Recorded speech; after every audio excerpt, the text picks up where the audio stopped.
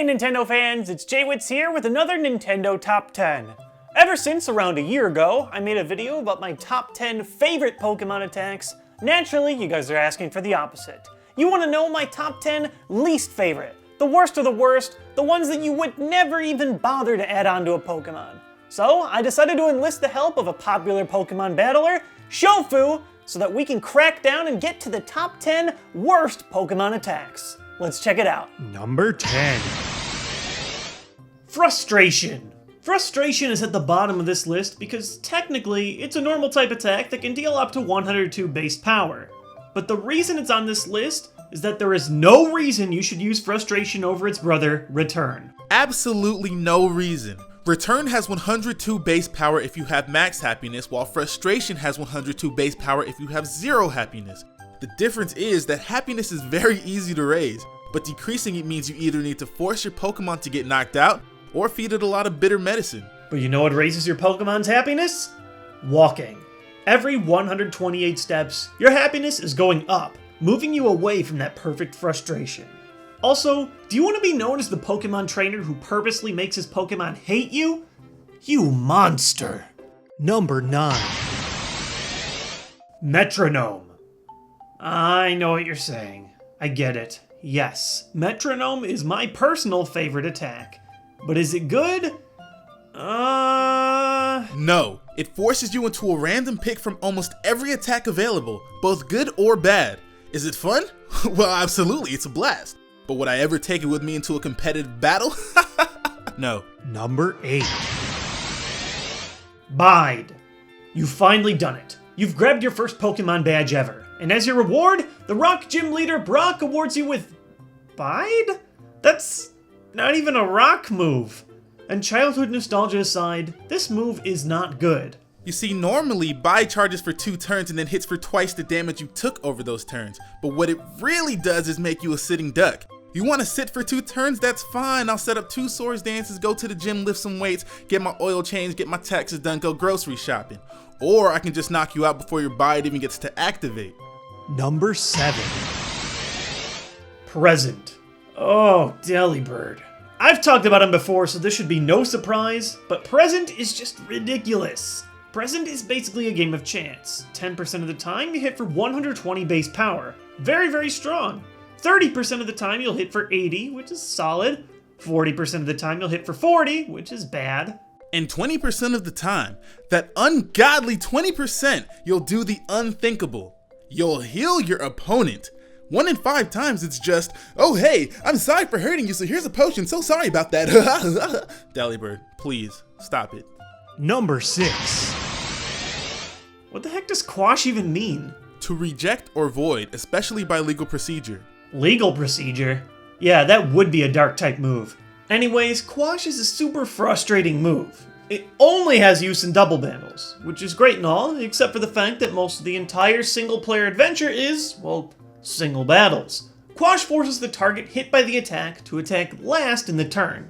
This move has very little utility overall, even in double battles. It doesn't have any kind of priority status, and it fails if the opponent has already attacked, so it isn't too often you'll be able to successfully use it without wasting your turn. I'm already not super crazy about attacks that only work in double battles, and this is one of the worst of that category. Number 5. Syncronize. Oh man, now we're getting to some of the real stinkers. Syncronize is a psychic type attack that hits for 70 power to all opponents that are the same type as you. It's such a bad move that it's almost unbelievable the 5th generation guys decided to conceive this one. First off, looking at the normal set of Pokemon that can learn this move, we're looking at 3 types of coverage: normal, psychic, and flying. Meaning, if your opponent is any type other than these 3, Syncronize won't even touch them. It really is a ludicrous requirement. And for what? Base 70 power? Hey, wait a second, TheJWittz! Syncronize got buffed to 120 base power in Generation 6. It did? I think it's the biggest buff a move has ever gotten between generations. Oh, does that make it good? Nah, it's definitely still terrible. Number 4. Kinesis. Alakazam is one of the most interesting Pokemon in the 1st generation. His design is much more detailed than most other Pokemon of his time, his psychic typing was strong, and he had a huge move pool. But what if I told you that Alakazam's line had a move that no other Pokemon could use? a signature move. You know, like Pikachu's Volt Tackle, Deoxys' Psycho Boost, Arceus' Judgment. Huh, that's funny. I don't remember Alakazam getting a move like that. Because he got Kinesis, a move that lowers accuracy and only has 80% accuracy itself. Even Sand Attack has 100% accuracy. To this day, only Kadabra and Alakazam can use this horrible move, and with good reason. You know how in the Matrix they say, there is no spoon? I advise just that. Pretend this terrible spoon move never existed. Number 3. Bestow. Bestow is just flat out awful. It gives your opponent your held item. There's nothing in it for you, you're just handing over your item to your opponent.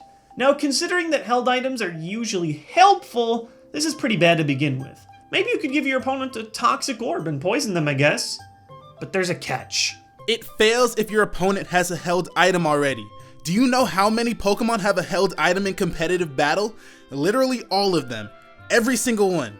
So unless your opponent forgets to put an item on a Pokemon, 99.9% of the time this move is going to fail. Trick or Switcheroo are so much better. You still give your opponent your item, but you also take your opponent. Number 2. Constrict. Constrict is a sad, sad attack. And the worst part is, it's so bad, most people don't even realize how horrible it is. It's an attack that mostly Pokemon with tentacles can learn, like Tentacruel, Tangrowth, and Omastar. It sounds pretty intimidating too. Constrict. Makes you think of some horrible monster wrapping its tentacles around its prey to destroy them. But no, Constrict is the worst damaging move in the game. Its base power is 10, and it has a 10% chance of lowering your opponent's speed. For those of you who don't know everything about base power, here's a frame of reference. Tackle was recently improved to a base power of 50. In the earlier generations, Tackle was still 35. Even at its worst, Tackle, the horrible move that you replace with a TM immediately, is 3 to 5 times stronger than you. Or let's put it this way, you know Bubble, that terrible water type attack you get with Squirtle and then replace with Water Gun as soon as humanly possible?